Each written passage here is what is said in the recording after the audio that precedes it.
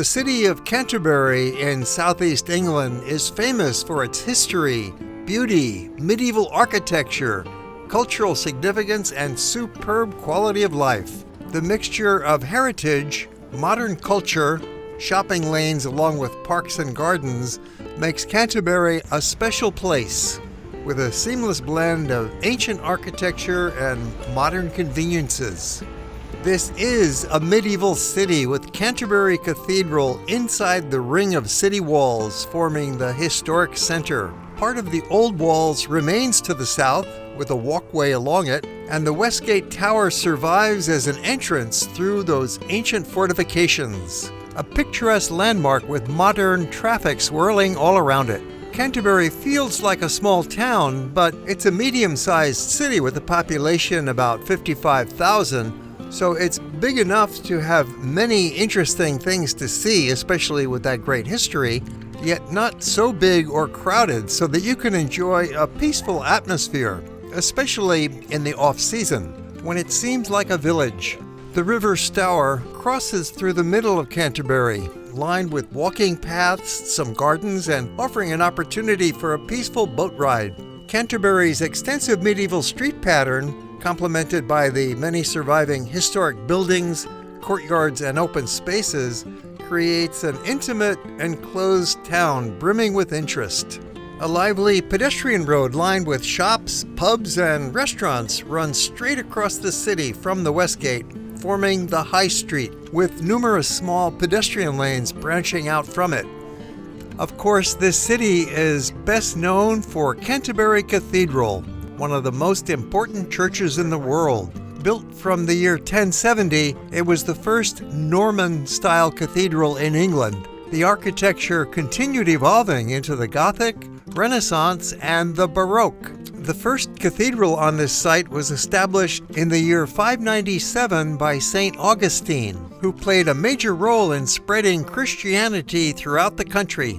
From his base here in Canterbury, we'll bring you on a tour inside the cathedral at the end of the program. Canterbury is more than just a city with a grand cathedral.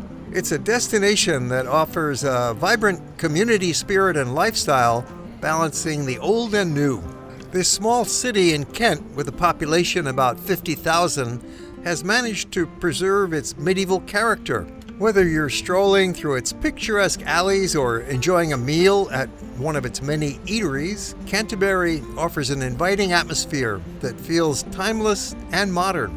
Its narrow lanes can get quite busy in the summer season, so it's best to come in the shoulder during spring or fall. I was visiting in early June, and it was perfect. The weather was mild and the city was not crowded. Canterbury has so much to offer, it's worth staying here for a few days in one of the many fine hotels that will take good care of you. This is one of England's most popular tourist destinations, with about 8 million annual visitors, nearly all of whom are only coming on a day trip, usually from London, which is just 1 hour away by train or driving. Catch the direct train from London's St. Pancras station, which will take you on a lovely journey through the countryside, and within an hour you've arrived at Canterbury West, one of the 2 train stations in town. From there, it's an easy 400-meter walk to the center of town, and along the way you'll pass quaint buildings and several popular restaurants. Skip past that line at Refectory Kitchen, one of the famous brunch spots, because there's many good restaurants right in town. Enter the historic center through Westgate Towers, England's largest surviving medieval gateway, built in 1379. And now cars drive right through it. The gate was part of the medieval fortified wall running around the city, but even much earlier, in the 3rd century, the Romans founded the city and built their first gate right here.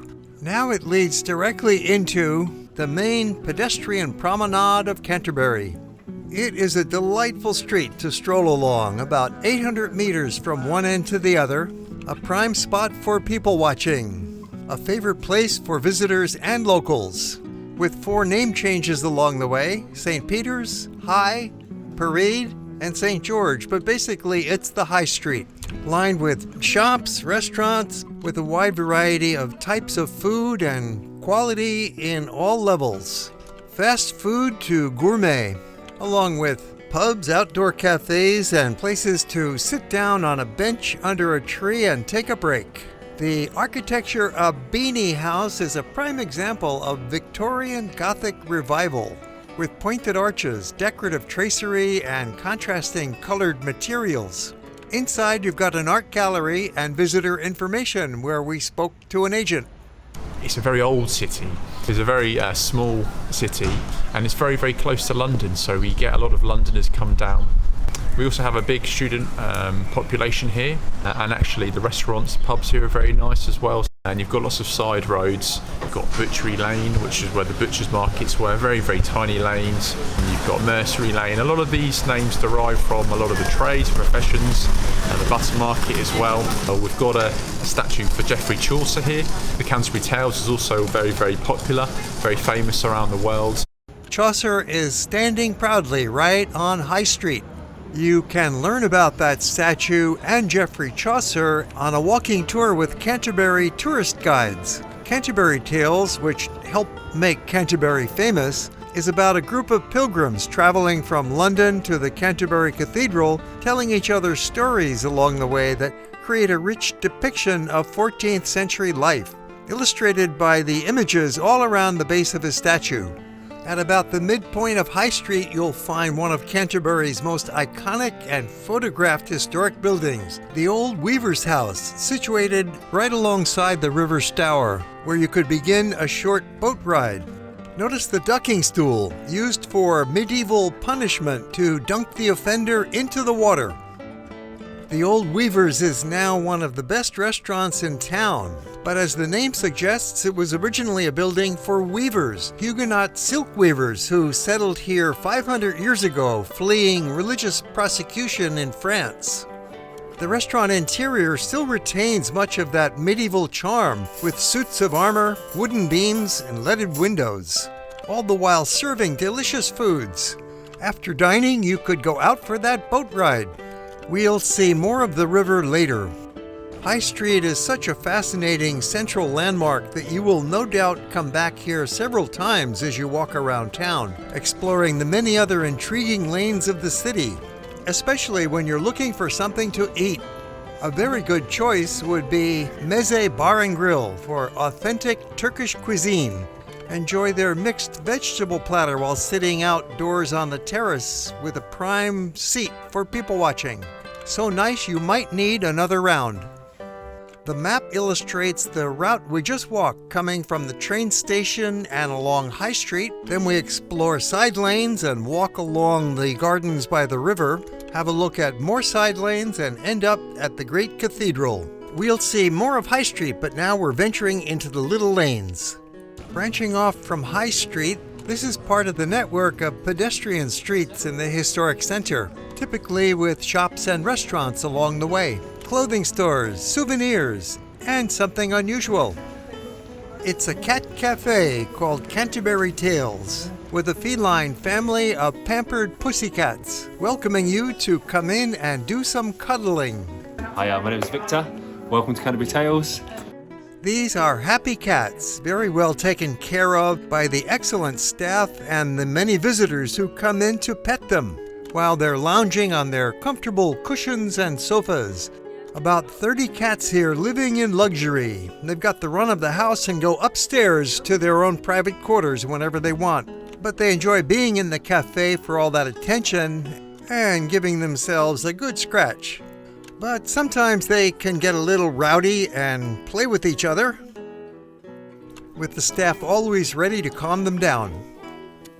A white, fluffy beauty in the window is going to lure you to come on in for a break from your walking and have some fun.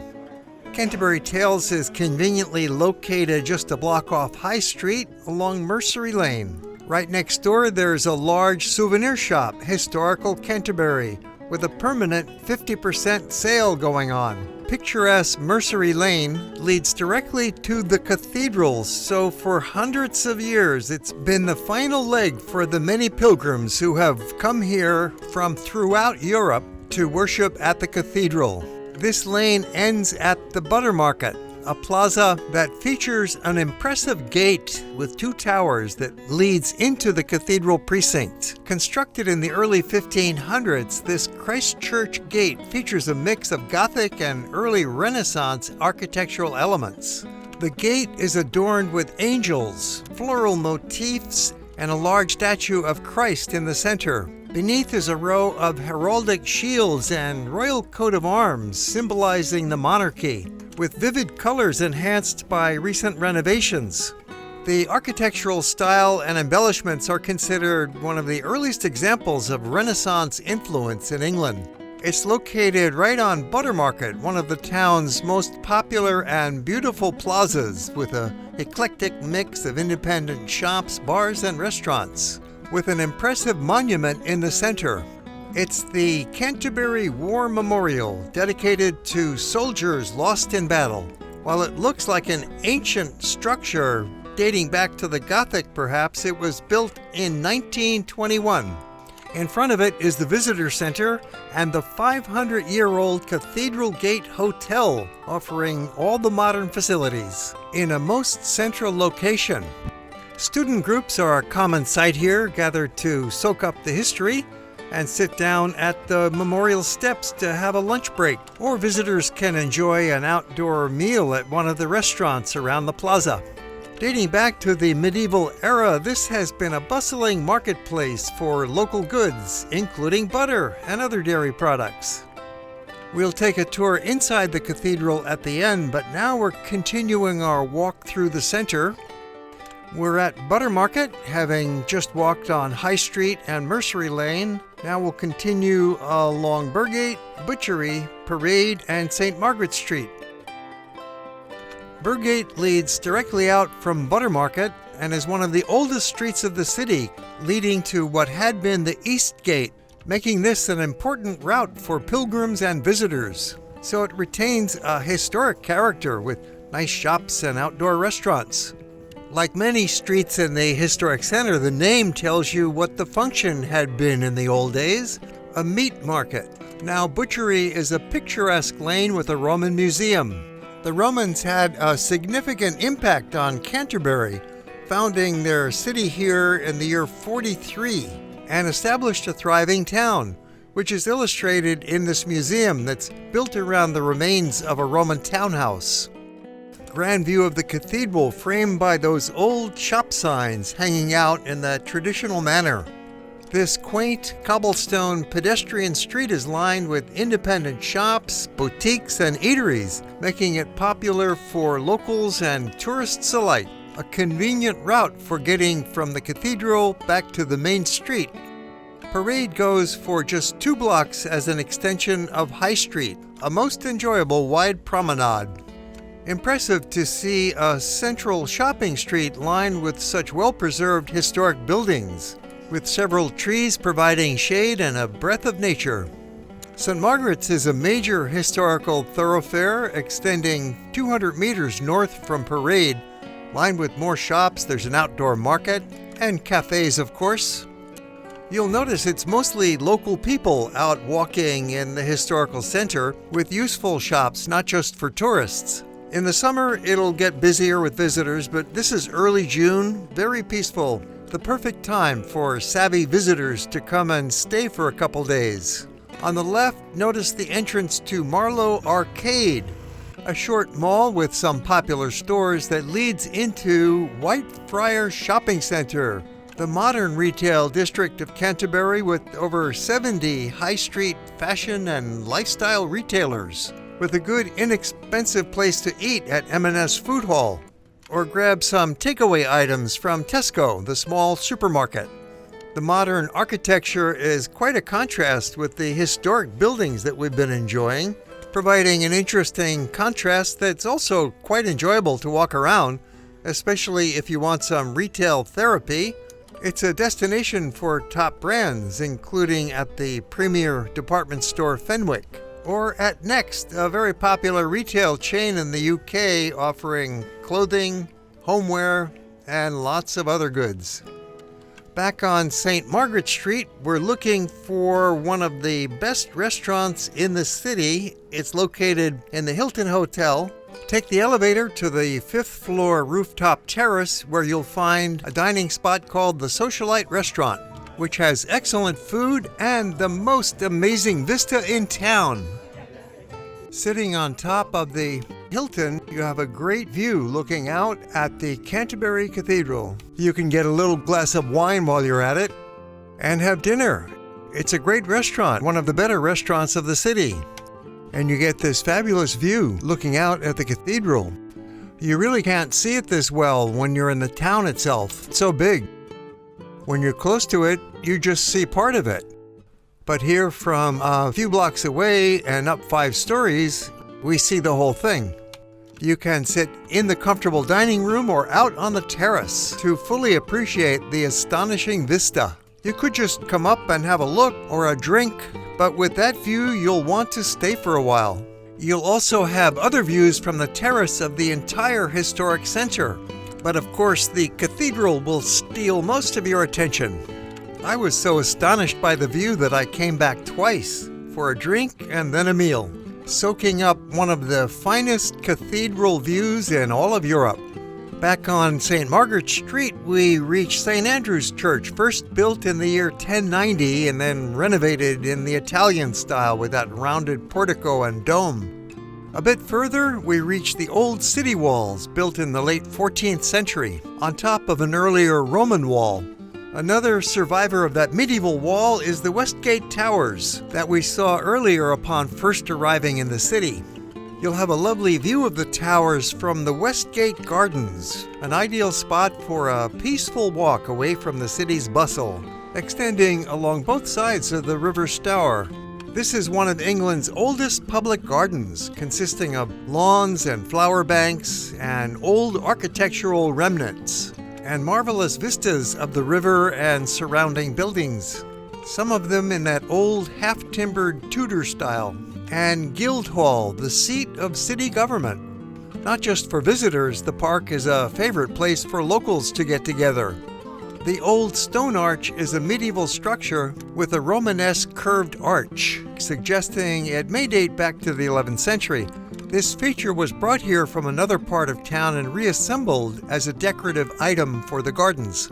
Continuing along the footpath, you'll soon come to another arch with a zigzag or chevron pattern around it. These 2 arches not only serve as historical markers, but also add to the charm and historical ambience of the gardens.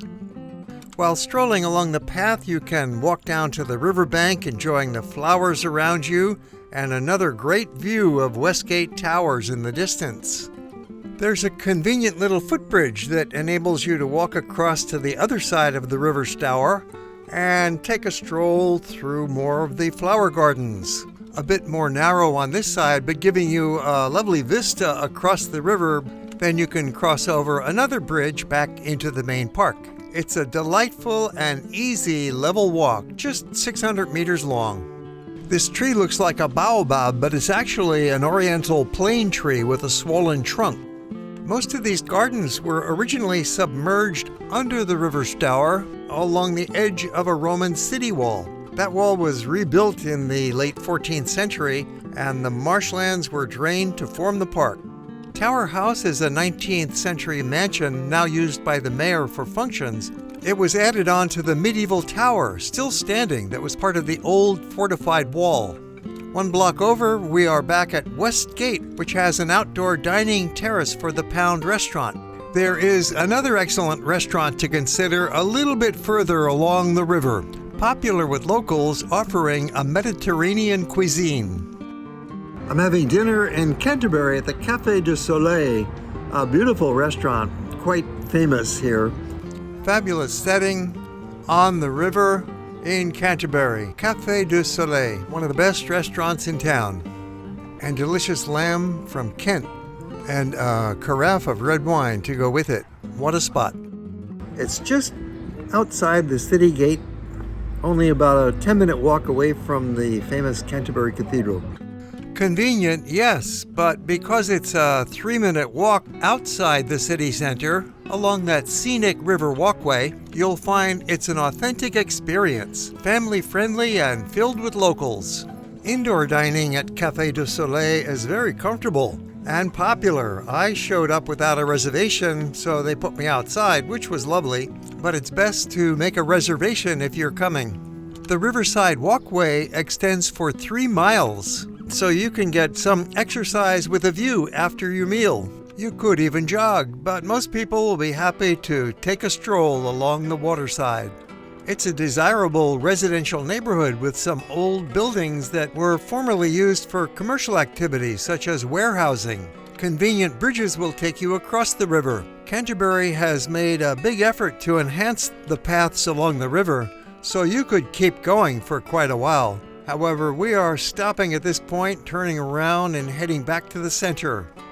The map shows the route we've just taken from Westgate Gardens to Café du Soleil and then walking along the river.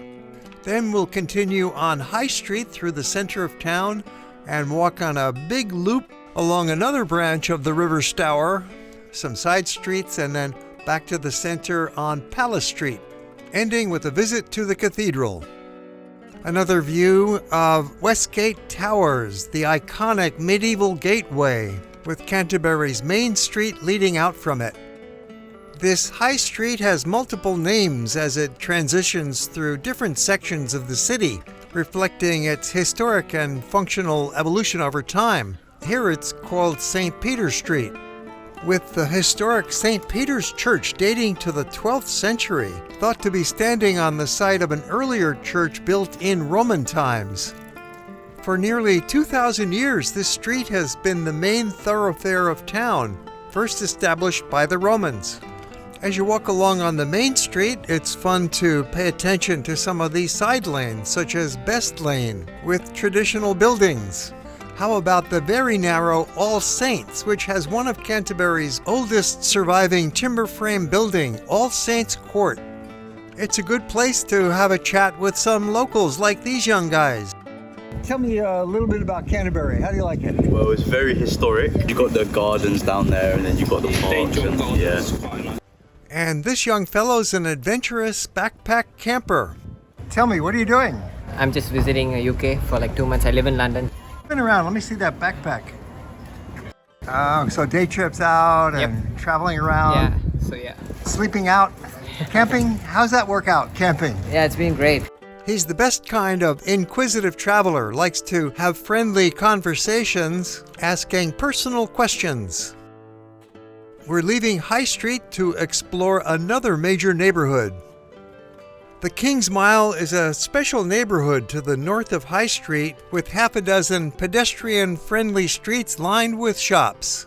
So here we go, heading up the Friars, a pedestrian lane leading to Marlowe Theatre, named after the famous playwright Christopher Marlowe, who was born here in 1564. The historic Canterbury Tales pub is located right here. The sculpture is inspired by Marlowe's line, "The face that launched 1,000 ships," from Dr. Faustus. Local comedian Dave Lee sits in front of the Friars Bridge. This bridge across the River Stour offers a picturesque view of the waterway below. The street is called Friars because there were several friaries established here in the early 1300s for the Dominicans and Franciscans. From Marlowe Theatre, we're walking into a small park and flower garden called Sully's Orchard, a hidden tranquil oasis creating a picturesque scene, with a rose garden growing along the old brick wall. A fine place for walking or boating. The River Stour flows along it. Row your boat on the peaceful water, or you could take a punt ride.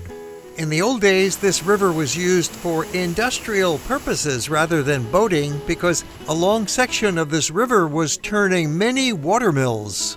Crossing the bridge, you can see the power of the water that was used for turning mills to grind flour, make textiles, saw wood, and other industrial purposes. A watermill stood on this branch of the river for 800 years, founded in the early 12th century. It was rebuilt in 1792 with a building that was over 30 meters high and had 6 working floors. The 2 water wheels were 5 meters wide and worked various machines. It was finally destroyed by a fire in 1933. Now it's a historic landmark in a peaceful waterside park. The river continues beyond the bridge with more walking paths along the edge of it through another landscape garden.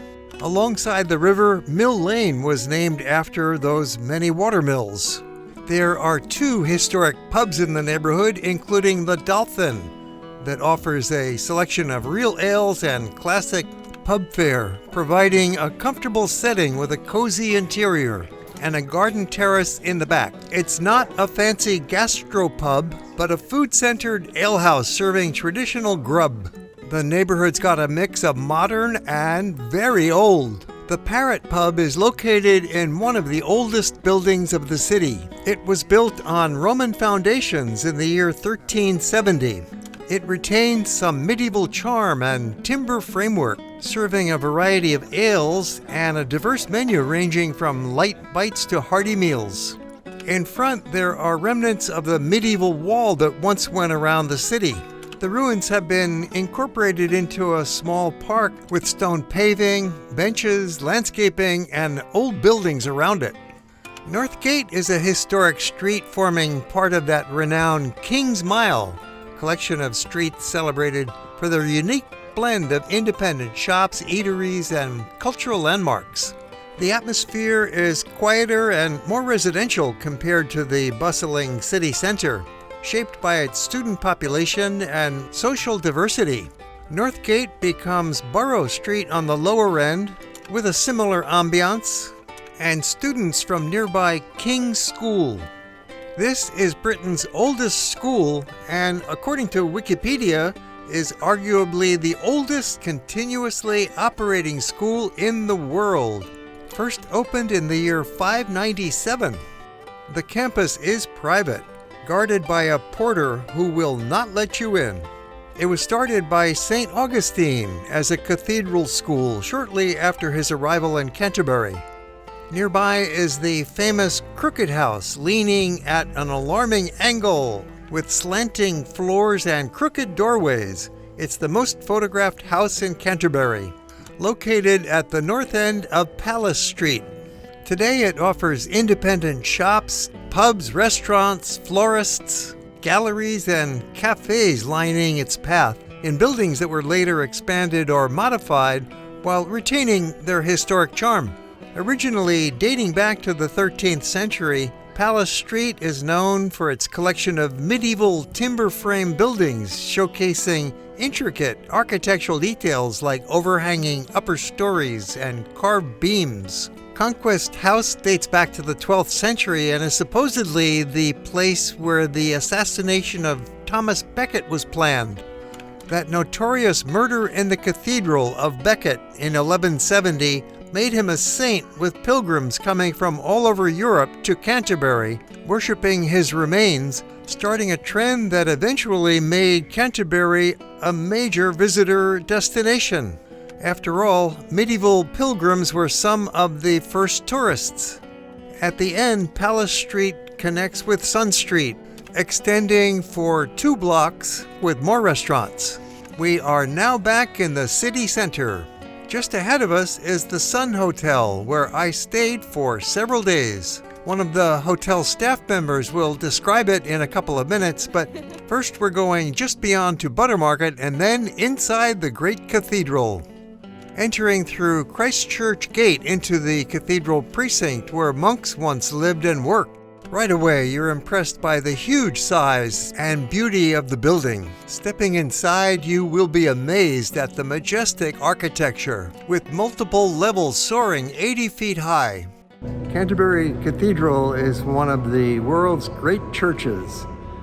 Originally built in the Norman style and then evolved and grew over the centuries into a stupendous Gothic structure. And it's been drawing pilgrims and visitors for over 1,000 years. Light comes flooding in through extensive stained glass. Soak in the beauty of the nave and then look up to the Gothic rib vault soaring towards heaven. The aisle is wider than most churches and much longer. The cathedral tells the story of the evolution of English architecture, from Romanesque to Norman, then Gothic and beyond. You'll want to do a lot of walking while you're exploring the cathedral because it is so large and filled with so much variety of sights that you'll need to spend some quality time inside. The choir demonstrates the power of the Gothic style with the geometric precision of the vault ribs, creating a mesmerizing pattern, connecting with the high altar. Another major highlight is the cloister with its Gothic rib vaulting, with aisles connecting to different parts of the cathedral. The church is a dog-friendly place, even for very big dogs. There's so much to look at, it's a challenge to be able to see everything. So I played with a panorama lens to try and widen your scope of vision. So you have to come here in person to have a good look around. I'll be taking you on a longer tour of the cathedral with an official guide you can look for in our collection. That completes our extended visit to Canterbury, but I have one more thing to show you back to the hotel that I enjoyed staying at, the Sun Hotel, where I had a room with a view. I could look out my window right into the pedestrian center of town, watching the people go by. One of the famous guests at this hotel was Charles Dickens while he was writing David Copperfield, perhaps in this very room. We learn a bit more history from Sophia. This is the Sun Hotel. It's placed in Canterbury, right next to the cathedral. This establishment has been here for around 500 years. They only have 7 rooms, so if you're interested, you'll need to reserve well ahead of time. And they have a restaurant. Sophia sums it up. The cathedral is mostly the tourist attraction because it's been here for so long. People all over the world come to see the cathedral. It is an amazing place. No doubt the cathedral is the highlight of Canterbury, but as you've seen, there is so much more to discover in this beautiful historic city with friendly people and cats. One of the best places to visit in all of England. You cannot properly see this wonderful place on a day trip from London, so come on down and stay for a few days. We frequently upload new movies, so please subscribe to our channel and click that little alarm bell so you'll be notified. And if you enjoyed the movie, how about a thumbs up? And we always welcome comments down below. Or if you have questions about the destination, make note and we'll answer them. Thanks for watching.